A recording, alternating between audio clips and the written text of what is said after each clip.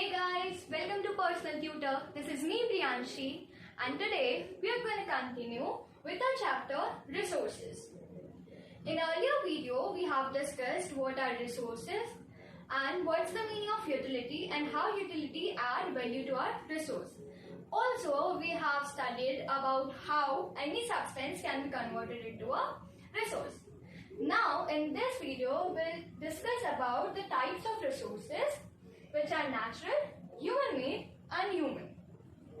Firstly, we'll discuss about all three of them briefly and then we'll go on to them one by one. So natural resource are any resource which we get directly from nature like air, soil, etc. Human-made resource are any resource made by human or us. तो कोई भी ऐसी चीज जो हम nature से लेकर उसमें कुछ मॉडिफाई करके बनाते हैं उसे हम बोलते हैं human made. And third is human, मतलब हम खुद as a human being because of our skills and knowledge we are a resource by ourselves also. So firstly let's discuss about natural resources. Natural resource are all those resources which we get directly from nature. मतलब कोई भी ऐसी चीज जो हम directly nature से लेकर use कर सकते हैं, जैसे एयर, वाटर, सॉइल, ये सारी चीजें हैं जो हम नेचर से सीधा लेकर और इन्हें यूज किया जा सकता है. Now there are some types of natural resources, like on the basis of level of development, on the base of origin, on the base of stock and on the basis of distribution. First, let's talk about level of development. Now, development means कोई भी जगह कितनी develop है या वहां पर कितना कोई रिसोर्स हो सकता है, वहां की टेक्नोलॉजी कितनी अच्छी होगी या वहां पर रहने वाले जो लोग हैं वो कितने स्किल्ड हैं, जिनके कारण जो रिसोर्स होते हैं उनको एक्सट्रैक्ट करना, उनको यूज करना in a better way is easy. तो जिस भी लेवल पर जो भी जगह होगी उसके बेसिस पर वहां का जो नेचुरल रिसोर्स होगा वो भी उतना ही यूज किया जा सकता है. लेवल ऑफ डेवलपमेंट में हमारे पास दो टाइप्स होते हैं, actual and potential. Actual resources वो होते हैं जिनकी क्वांटिटी हमें पता होती है कि आज इस टाइम पर यहाँ पर इतना ये वाला रिसोर्स होगा, क्वांटिटी पता होती है. उसके बाद हमें ये पता होता है कि हमारे पास ऐसी एफिशिएंट टेक्नोलॉजी है या फिर ऐसी टेक्नोलॉजी बनाई जा सकती है बहुत इजीली. हमें उसका ब्लूप्रिंट पता है कि हमें ये टेक्नोलॉजी कैसे बनानी है, so that we can use this actual resource. और एक्चुअल रिसोर्सेज जो भी होते हैं वो प्रेजेंट टाइम में यूज किए जाते हैं. Now moving on to potential resources. Potential resource वो होते हैं जिनकी क्वांटिटी हमें नहीं पता है. Secondly, we don't have efficient technology to extract that potential resource. So we are not using this resource right now in the present, but we can use them in the future as soon as we discover or invent the technology. Because this checks the potential level of any place. कि उस जगह में, किसी भी जगह में कितना potential है कि वो कोई रिसोर्स ले सकती है या यूज कर सकती है.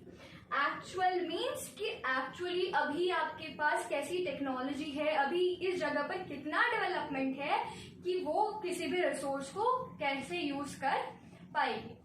एक्चुअल रिसोर्स का एग्जांपल है कोल और पोटेंशियल रिसोर्स का एग्जांपल है यूरेनियम. क्योंकि हमें पता है अभी कि कोल किस तरह से यूज किया जा सकता है with the help of technology, but when we go for uranium we right now don't know how to use uranium and we don't have enough technology to extract that uranium. In India, uranium is present at the place of Ladakh. Now there is a common example for both, which is wind. क्योंकि in past we didn't know how to use wind. हम बस यही सोचते थे कि wind चल रही है, बस हमें इससे ज्यादा और कुछ भी नहीं पता था. So that time it was considered as a potential resource. लेकिन अब हम इसे as a energy form भी यूज करते हैं. Now we can convert energy with the help of wind. तो इसीलिए अभी हमारे लिए क्या हो गया, actual resource. एक्चुअल रिसोर्स हमें बताता है कि एक्चुअली में अभी कैसी सिचुएशन है, पोटेंशियल देखता है कि आपकी इस जगह पर कितना पोटेंशियल है, कब तक वो पोटेंशियल डेवलप हो जाएगा कि आप जो चीज सोच रहे हो वो चीज आप ले सकोगे। आई होप आपको इन दोनों के बीच में डिफरेंस समझ में आ गया होगा। Moving on to next, that is on the basis of origin. मतलब क्या होता है कि कोई भी चीज कहाँ से आई है, ठीक है। लाइक इफ वी से कि प्लांट कहाँ से आता है, so the origin is soil. So here all the resources, कोई भी रिसोर्स हो उसका ओरिजिन कहाँ से हुआ है। Here in this we have two types, abiotic and biotic. So abiotic resources consist of all non-living things. abiotic resource में वो सारी चीजें आती हैं जो नॉन लिविंग है, जैसे सॉइल है, रॉक है।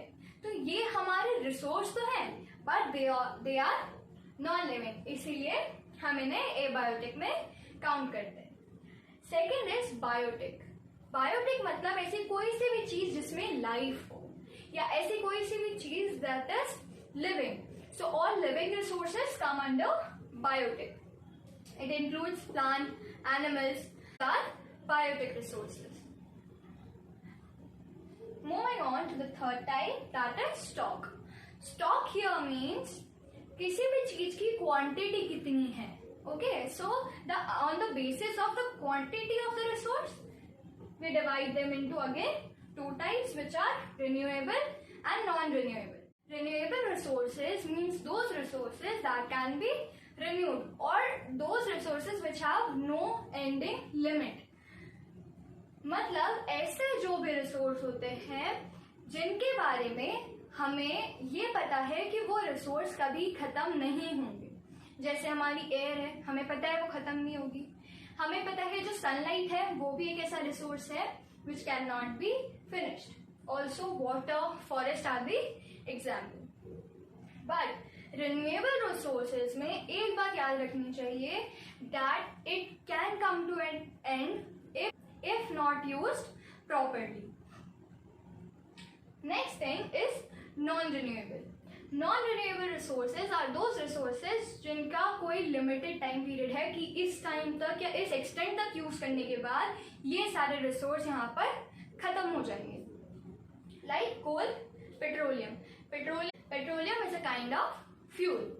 Non-renewable resources मतलब जो रिसोर्स जल्दी खत्म हो जाएंगे, इनको non-renewable क्यों बोलते हैं? क्योंकि they takes a lot of time to come back or to renew. मतलब it takes around 1000 of years and human lifespan is not that long, that's why they are considered as non-renewable for all human beings.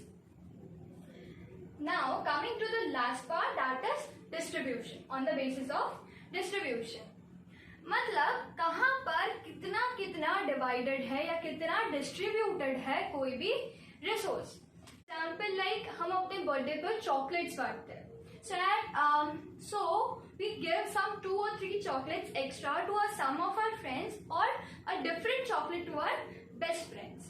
बाकी सबको हमने एक जैसी दे दी और हमारा जो भी कोई अच्छा दोस्त हुआ उसको हमने कुछ अलग सी दे दी, तो we have distributed differently among them. तो ऐसे ही डिस्ट्रीब्यूशन होता है रिसोर्सेज का भी।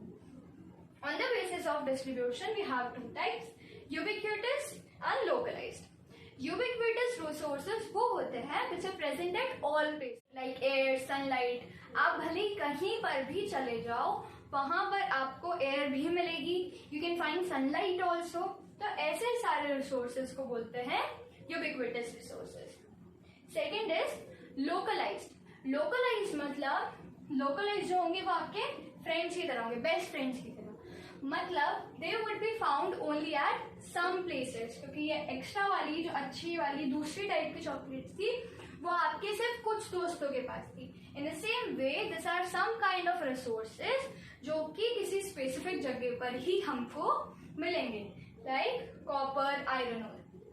Now distribution of this resources depend on many factors like terrain मतलब कोई सा भी लैंड फॉर्म, यानी माउंटेनियस भी हो सकता है, वो स्टेप स्लोप भी हो सकता है, मतलब ऐसा रीजन है कोई सा माउंटेन वाला, कोई ऐसे स्लोप वाला एरिया है तो ये जो भी लैंड फॉर्म्स होते हैं अलग अलग टाइप के, हम उनको बोलते हैं टेरेन। नेक्स्ट हमारा हो सकता है क्लाइमेट। कैसे क्लाइमेट में कौन से टाइप का रिसोर्स हो सकता है उस पर डिपेंड करता है। Next we have altitude. Altitude मतलब हाइट, किस हाइट पे कौन सा रिसोर्स मिल सकता है, क्योंकि कई बार होता है ना, हमें पता है कि हाइट के साथ में प्रेशर का भी डिफरेंस आता है, क्लाइमेट के हिसाब से टेम्परेचर का हो सकता है, टेरेन के हिसाब से लैंड फॉर्म का हो सकता है। जैसे मान लो किसी सॉइल में कोई पर्टिकुलर टाइप का रिसोर्स ही मिलता है तो वहां पर वही मिलेगा। तो ये डिस्ट्रीब्यूशन इन सब चीज़ों की वजह से, ऐसा अलग अलग डिस्ट्रीब्यूशन मतलब कहीं पर ऐसी चीज़ें हैं जो हर चीज़ें मिलती है, लोकलाइज डिस्ट्रीब्यूशन जो है वो इन चीज़ों की वजह से हो सकता है। I hope you all got till here. Thank you for watching. This is the second part of the chapter resources. See you in the third part. Till then, take care.